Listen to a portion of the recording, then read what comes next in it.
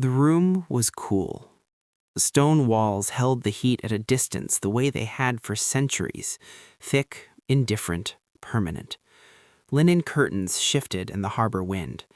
Outside, Alexandria shimmered under an August sky that had no interest in what was ending below it. She had been Queen of Egypt for 22 years. She had spoken 9 languages. She had navigated the most dangerous political machinery in the ancient world and survived it, again and again, through intelligence, preparation, and an understanding of power that her enemies would document only in the act of destroying her. She had outlasted civil wars, assassination attempts, the slow erosion of alliances that crumble when the force holding them together disappears. She had moved through empires the way water moves through stone, not by force, but by persistence. But August was different now. The ships that should have defended the harbor mouth were gone. The generals who should have been holding the frontier were not holding anything, and the man who had pledged his name, his legions, and his future to her cause was somewhere in the city, falling apart in ways that could not be recovered. What you have been told about Cleopatra's death is a story. It is not exactly a lie. It is something more careful than a lie. A version, shaped with deliberate precision, released into the world by people who needed it to be a particular kind of ending. A queen, a snake, a quiet suicide, romantic, contained, resolved. But the weeks before that final image, the negotiations, the surveillance, the steadily narrowing options, the calculations made in sealed rooms, those weeks have never been given the same attention. That omission is not accidental. History does not forget by accident. The defeat came in September of 31 BC, on the water at a place called Actium. It was not a glorious collapse. It did not produce the kind of tragedy that history transforms into a poem about doomed courage. It was a failure of momentum, the moment when a campaign that had been hemorrhaging allies, supplies, and credibility for months finally ran out of room to continue pretending otherwise. Cleopatra and Mark Antony had assembled what should have been a formidable force: ships, soldiers, Eastern allies, and behind all of it, the immeasurable wealth of Egypt, the richest territory in the Mediterranean world.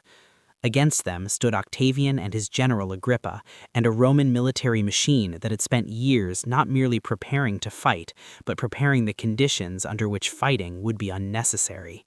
Octavian understood something that Antony had perhaps allowed himself to forget. War is rarely decided the day the battle happens. It is decided in the weeks before, in the supply chains that are cut, in the allies who are quietly turned, in the soldiers who notice which side is better fed, better paid, better positioned. By the time the fleets met at Actium, the outcome had already been drafted elsewhere. Cleopatra's fleet withdrew before the engagement fully resolved. Whether this was a calculated decision to preserve Egypt's naval assets or a judgment that the campaign was already lost, no surviving account explains with certainty. The accounts we have were written by Romans. They were written after Octavian had already won. The shape of what followed Actium is clearer. Allies who had been cautious became openly distant. Kingdoms that had maintained diplomatic warmth began sending silence instead of letters. The Eastern Mediterranean, the world Antony and Cleopatra had intended to rule together as a new kind of imperial partnership, began quietly reorienting itself toward the obvious center of what was coming.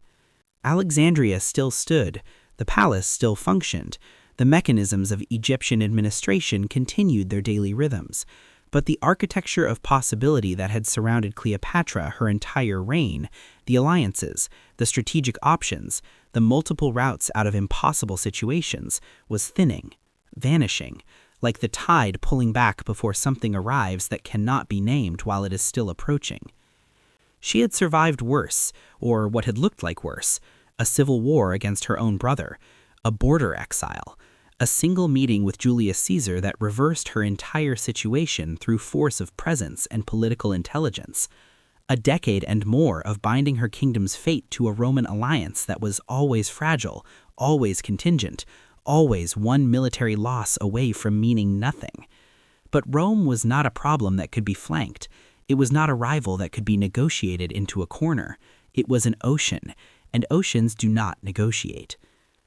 Before any Roman soldier entered Alexandria, something else had already arrived, something quieter, something that would outlast the soldiers, outlast the battles, outlast the dynasty itself.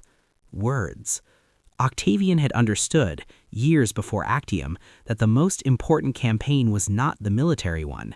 It was the one conducted in the minds of the Roman public, in the letters that circulated among senators, in the speeches that framed what this war was actually about, in the slow, consistent pressure of an official narrative that needed Cleopatra to be a certain kind of threat so that her defeat would be a certain kind of victory. The portrait that emerged was not assembled in a single moment. It accumulated. She was dangerous. She was seductive in the way empires feared the East was seductive, softening, corrupting, pulling Roman men away from Roman discipline and Roman destiny. She had taken Caesar. She had taken Antony. She was not a peer to be respected, but a contagion to be contained. None of this arrived as propaganda. It was presented as observation, the sober recognition of a pattern that responsible Romans could not ignore. This matters because of what came after. Every Roman writer who described Cleopatra's final days wrote from inside the world Octavian built. Plutarch worked from sources that no longer exist, sources that were themselves products of a political moment in which accuracy was secondary to usefulness. Cassius Dio wrote 4 centuries after her death. Strabo visited Egypt in the immediate aftermath, but saw it through Roman categories that had already decided what they were looking at.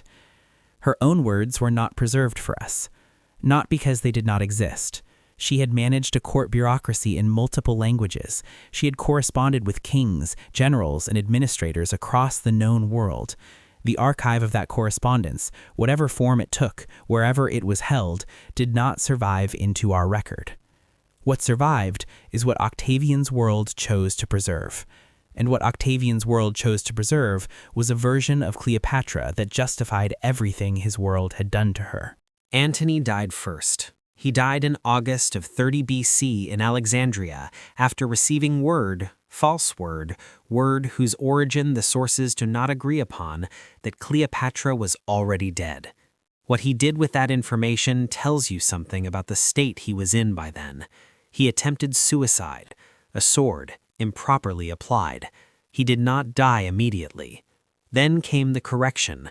She was not dead. She was in her mausoleum, the great stone monument she had been preparing for weeks, sealed from the inside, surrounded by her treasury, by everything that remained of a dynasty's accumulated wealth, alive, but not free. Under siege, in a building that was neither prison nor refuge, holding a position that had no future, but had not yet reached its end. He was brought to her. The doors were sealed. His men reportedly hauled him upward through a window by ropes, while his body was failing and the city outside was in the process of accepting what was coming. She took him in herself, with her women. The accounts describe her pulling at the ropes, her hands bloodied, his weight dragging against whatever was left of her composure. He died in her presence, or near her presence. The accounts differ in small ways that are themselves informative.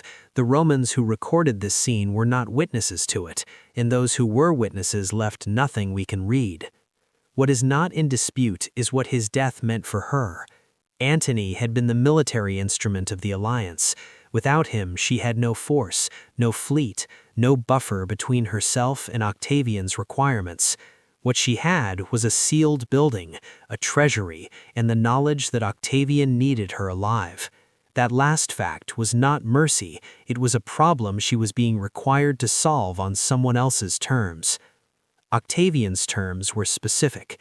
He wanted her for Rome, for the triumph, the ancient ceremonial procession through the capital streets where conquered rulers, captured wealth, and defeated armies were displayed as living proof of Roman supremacy.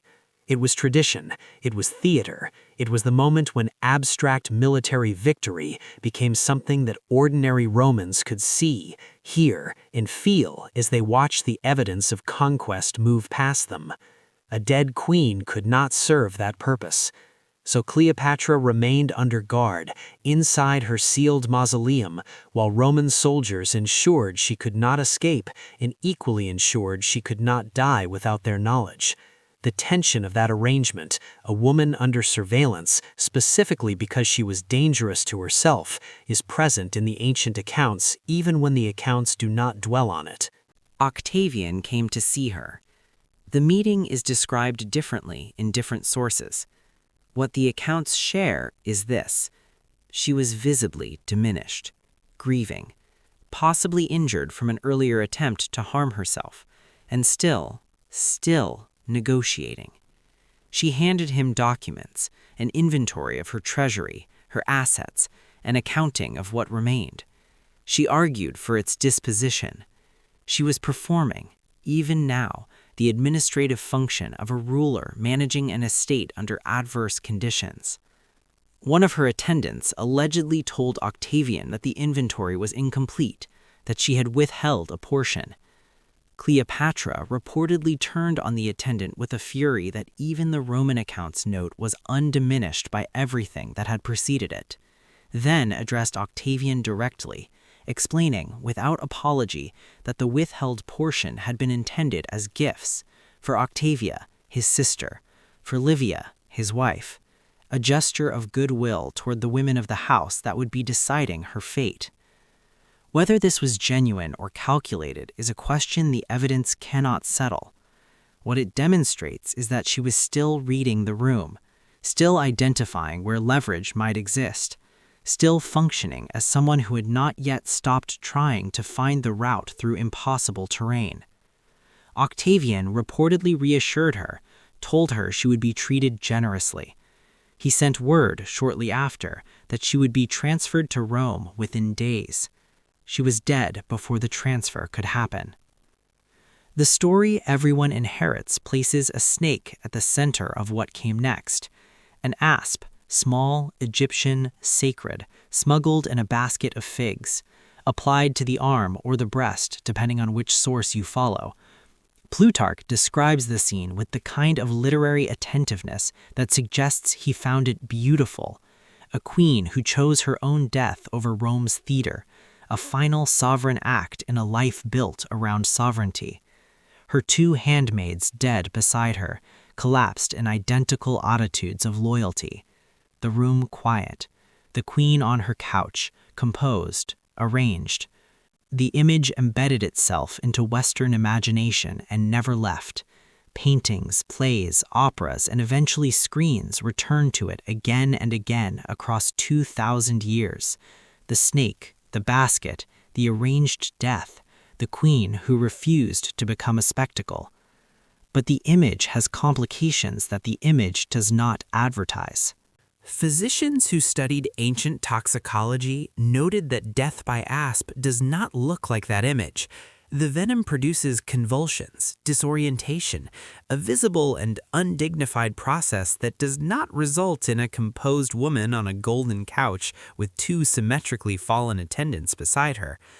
The literary arrangement of her death scene reads, to careful eyes, like someone's idea of what a queen's death should look like, not like a description of what actually happens when venom enters a body.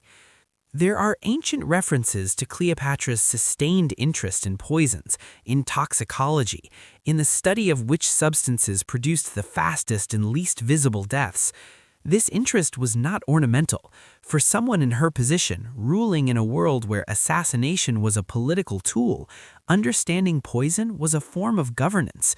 She had reportedly tested substances, recorded results, applied the methodology of a ruler who needed to understand mortality as a managed process. Some researchers have suggested that the asp was symbolic rather than literal, that a poison was the actual method, and that the snake, with its deep resonance as a symbol of Egyptian royal authority, was either present as a ceremonial prop, added by later writers who understood its significance, or introduced into the scene precisely because it said something about identity that a needle or a cup could not say. A death by asp, understood through Egyptian eyes, was not merely a suicide, it was a claim. The uraeus, the cobra, was the image worn on the crown of every pharaoh, To die by its image was to die as a pharaoh, not as a defeated queen on her way to Rome. Whether that claim was made consciously by her or retrospectively by others who needed her death to mean something is a question that has no clean answer. What has an answer is the timing. She died the day transfer to Rome became imminent. That timing was not coincidence. She had lived her entire adult life as a political strategist. She had never done anything by accident. The day she died was the day she had no other calculation left to make, and she made the last one. Octavian could not display a dead queen. He displayed a wax effigy, a model of Cleopatra, fashioned to represent her, carried through the streets of Rome in the triumph where she should have walked in chains. The crowds had assembled to see the Eastern queen humiliated, made visible, made small. What they saw instead was a copy, a made thing, a shape that stood where the real thing should have stood. It was an extraordinary concession for a man who had just conquered the known world, the most powerful state in human history at the apex of its dominance, parading an effigy because the original had refused to appear. The triumph still happened. The wealth of Egypt still moved through Rome's streets. Augustus, because Octavian became Augustus in the wake of all this, still celebrated.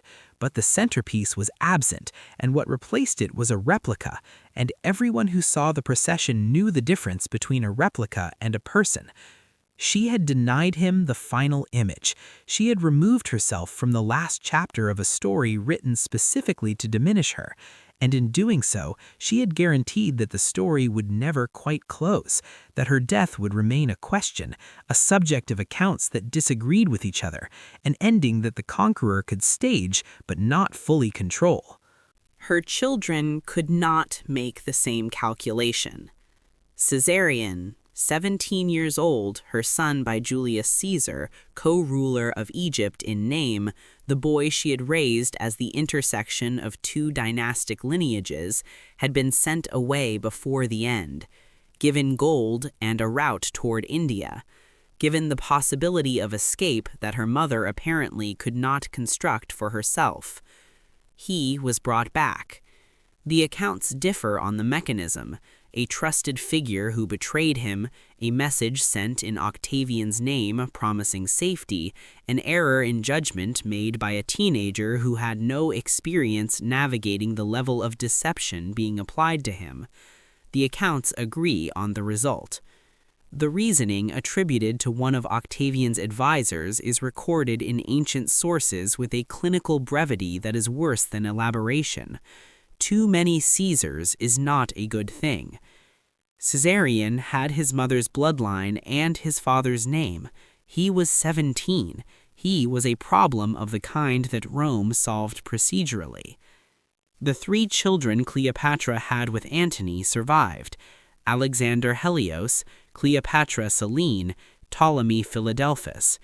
Taken to Rome, placed in the household of Octavia, Antony's Roman wife, the woman their father had abandoned for their mother. Raised there, given Roman lives, their names recorded, then gradually disappearing from records as they became absorbed into a world that had no use for what they represented. Cleopatra Selene was eventually married to a North African king. Her brothers vanish from the surviving record before adulthood.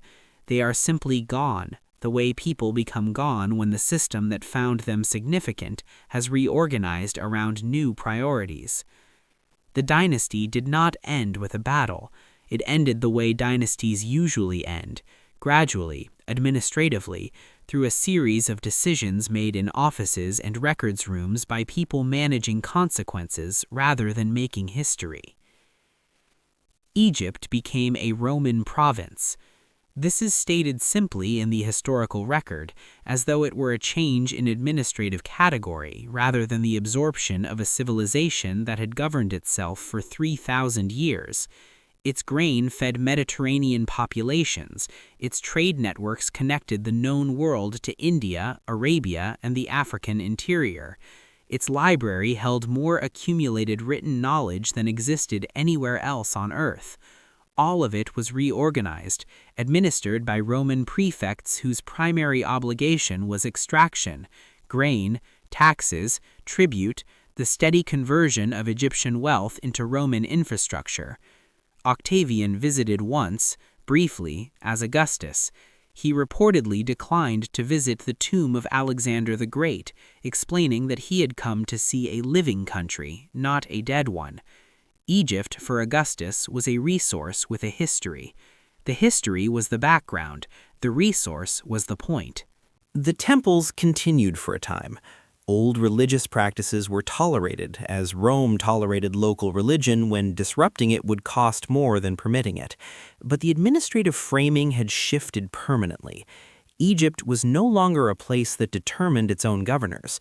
It was a place whose governors were determined elsewhere. The last pharaoh was already dead, and her death had already been written into a language that served the world that killed her. 2,000 years have passed. Almost everything we believe about Cleopatra's final days was written by people who lived inside the world her conqueror built. Plutarch wrote thoughtfully, with evident care for narrative complexity, but his sources had already been filtered by a century that knew which version mattered. Cassius Dio wrote 400 years after her death. Strabo walked through Egypt in the immediate aftermath, but saw it with Roman eyes that had already decided what they were observing. Her own account does not exist in any archive accessible to us. What was preserved was what Octavian's world found useful to preserve, a Cleopatra who was seductive, theatrical, self-destructive at the moment her existence threatened to complicate the new order. That version was clean. It explained the past, sanctioned the present, and left no residual claims requiring address. Whether she was more than that version, more deliberate, more precise, more clear-eyed about exactly what she was doing and what it would cost, is something the surviving record cannot fully confirm. But the structure of what she did in those final days is not invisible. She prepared the mausoleum weeks in advance. She moved her treasury inside it. She negotiated under conditions that made negotiation nearly impossible. She studied the chemistry of deaths that left no room for display. She died the day Rome intended to move her. She left behind a treasury Octavian needed intact, a story that could not be cleanly closed, and an effigy walking through Roman streets in her place. These are not the actions of someone who was defeated. They are the actions of someone who had run out of moves except the last one, and made it with the same precision she had applied to every other decision across 22 years of ruling an empire surrounded by forces that wanted it gone. Cleopatra's last days were not simply the fall of a ruler. They were the moment history passed into the hands of her enemies, and she made sure, in the only way still available to her, that she would not be present to confirm their version of events. Her voice was erased from the archive. What she did with her death was leave a question in its place. Some silences are surrenders, and some are the last thing left to say.